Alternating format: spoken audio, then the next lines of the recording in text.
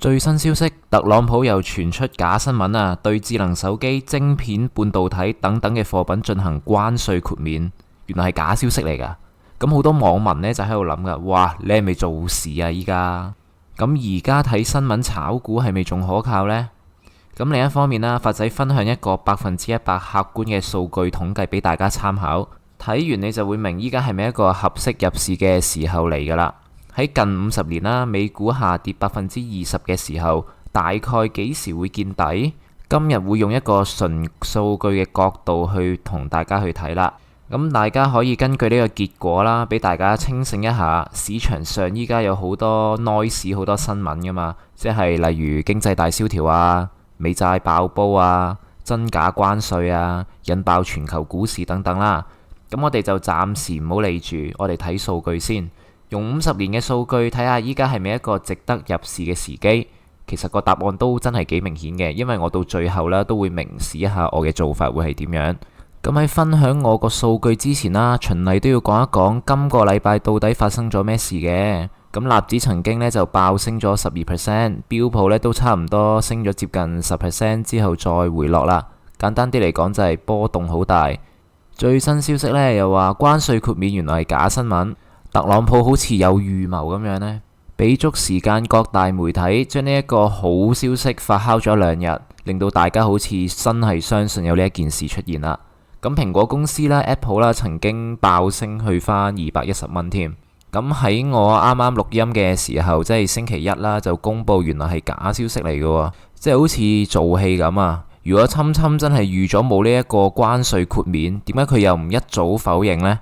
侵侵喺12號夜晚喺空軍1號俾記者就問及啦，點解要將部分半導體嘅商品列入關稅豁免嘅清單入邊呢？個理由係咩呢？跟住呢，佢就話啦，周一呢會俾你哋答案嘅，會非常具體。金融時報即刻喺13號就講啦，呢次呢係川普對華關稅軟化嘅首個跡象。成件事情事源呢，就係美國海關喺4月12號呢靜靜雞啦就發布咗一系列嘅商品被列為免除125%關稅嘅範圍，咁就包括智能手機啦、半導體、太陽能電池、記憶卡等等，呢一啲都會被豁免嘅。連美國政府自己人啊，即係海關啊，公佈出嚟嘅，跟住美國總統就話佢係假嘅。咁大家其實仲應唔應該相信新聞呢？又或者咁講，應唔應該相信或者追住新聞報導去炒股呢？其實都已經成為咗個疑問喺度。另一方面，今個禮拜好多人講個恐慌指數升得好勁，即係話市場係處於一個極度恐慌嘅狀態，0係最低，咁最低呢去過4嘅，咁多年嚟未試過咁低嘅。咁依家大概就13咗緊啦，因為大家都好驚今次呢個關稅戰最壞嘅情況就係經濟大蕭條。以香港咁計，即係話每3戶家庭，即係你嘅隔離鄰舍左右，加埋你自己呢，就會有1個人呢會失業。咁呢個就係經濟衰退情況。咁如果呢個情況持續落去，就係經濟大蕭條，大家冇錢買嘢食，小朋友營養不良，甚至乎會為咗1-2個麵包大打出手。如果真係出現呢個情況，1929年嘅 S&P 曾經跌穿90%。咁我哋到時就唔應該關心股票市場啦，而係更加需要關心嘅係生存問題啊。不過呢個出現嘅機會係極低。依家標普500指數呢跌咗20% 左右，相比起最高位6100點呢，其實已經相對係一個低位噶啦。咁亦都有好多人問緊啦，係咪一個撈底嘅機會啊？咁發仔做咗一個少少嘅統計啦，用咗50年嘅數據驗證咗跌咗20% 之後幾時會開始見底。以下就係我嘅一啲少少觀察啦。喺50年間啦，未計今次，美國股市總共有13次下跌超過20%。咁我哋好快咁樣逐次去睇一睇。咁最近呢一次啦，咁就係2025年4月8號啦。咁 S&P 呢曾經低見4835點，由高位下跌咗21%。咁係未見咗底呢？咁我哋未知道啦。我哋要睇下呢2個禮拜美股點樣行先。咁發仔呢，其實已經喺4900點附近呢買咗少少 SPY， 即係一個追蹤 S&P 500指數嘅 ETF 啦。咁已經偷步買咗噶啦，發仔已經好。咁嚟到2022年下跌咗20%之後啦，隔咗21個星期呢先見底嘅。咁我會知道佢隔咗21個星期先見底，係因為佢升咗上去再破埋頂。咁呢一刻發仔馬後炮去睇翻佢嘅走勢，發現佢真係見咗底。咁但係任何人喺呢一刻判斷今次2025年係咪真係見咗底呢？其實都真係估估下嘅，除非佢同你講佢係未來人啦。好，去到2020年，大約隔咗2個星期後見底。2018年即刻見底。2011年都係即刻見底嘅。2008年同埋2000年就分別用咗50個星期同埋85個星期先見底嘅。1998年用咗5個星期先見底。嗱，咁睇到呢一度呢就差唔多啦，咁我就唔逐年去講晒出嚟啦，咁直接呢就做咗個表俾大家去參考一下。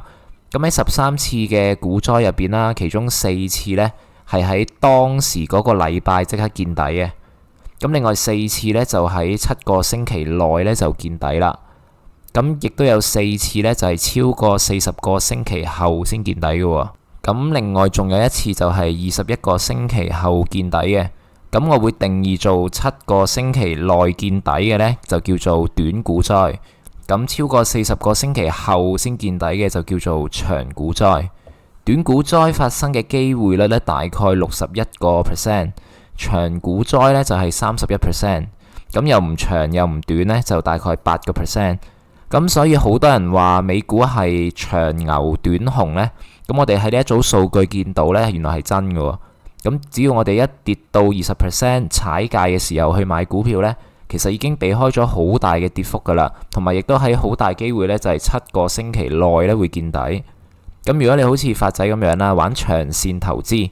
S&P 跌咗20%，其實就係一個相對合適嘅位置開倉啦。發仔已經身體力行，喺呢個星期跌得最急嘅時候買咗 SPY。咁如果佢再跌啦，咁你都可以按照翻我之前嘅影片逢低加倉。出現長股災呢就發達啦，因為我哋至少有40個星期呢慢慢儲錢，之後慢慢喺低位入邊呢撈貨啦、加倉咁樣啦。咁基於發仔呢一個觀察啦，其實你想贏錢啦，甚至乎你想贏大錢，係需要去分注去買嘅。咁點樣分注啦？分幾多注？發仔已經喺呢一條片啦，或者今年好多片呢已經講咗 N 次噶啦。最簡單嘅方法就係跌10%就加注。咁我以 Tesla 為例啦，咁佢最高位呢就係488蚊，咁我當佢490蚊啦，容易啲計啦。咁發仔第一個買入價就係245蚊，第二注個買入價就係245減49等於196，第三注呢就係196減49就係147。咁跟住做呢就會做到發仔呢一個效果噶啦，低位買入，高位賣出。咁呢一個其實係最簡單嘅最基本嘅分注方法，新手用呢一個方法其實保住你唔死啦。咁如果你想賺多啲啦，唔想咁多現金喺身，具體你要點樣分呢？分幾多注都真係要睇下自己嘅性格、你嘅個人財務狀況啦、經驗啦等等。投資其實係一種藝術嚟嘅，每個人嘅方法啦、style 咧都有少少唔同。咁有一套啦，暫時嚟講係必贏嘅策略啦，大家好似見到。不過都唔好咁興奮，因為呢一個觀察佢都有佢嘅缺點嘅。就係呢，佢只係計算咗佢幾時見底，但係就冇計算佢嘅反彈速度啊！即係話佢有機會見咗底之後呢，再橫盤噶嘛，打橫行多幾個星期之後先再反彈。咁所以如果你諗住重注啦，又或者 all in，咁你就真係可能要套用多幾套指標啦，或者用多幾組唔同嘅統計，計多少少呢，你先至好出手，咁就會安全少少。另外呢一個只係 S&P 指數見底嘅統計啦，咁個別股票呢，有機會係比佢早或者比佢遲先見底嘅，咁所以發仔只不過係分享我嘅觀察同埋圖表上嘅數據，而唔會有任何嘅買賣意見啦。咁發仔就少注買咗咁樣咯。好 OK， 咁做個總結先。咁依家其實到咗一個長線投資值得出手嘅價位噶啦。只要佢唔穿4月8號4835點呢個低位呢，見底嘅機會就越嚟越大。今個禮拜5日啦，唔穿呢一個低位，見底嘅機會就係31%， 7個禮拜之後都係跌唔穿4835點呢，見底嘅機會就會去到61%。喂，好似好值得買喎依家。嗱，值得買啦，唔代表依家要即刻買㗎喎。咁如果你唔心急嘅人啦，可以考慮再等多一陣先入場啦。咁發仔純粹係因為輸得起啦，輸咗4900呢一注呢，其實都冇乜所謂啦，所以就已經入咗場啦。希望呢一條片可以叮一叮大家，唔好俾市場上嘅新聞、傳媒、KOL 財演大方向影響到自己嘅投資決定。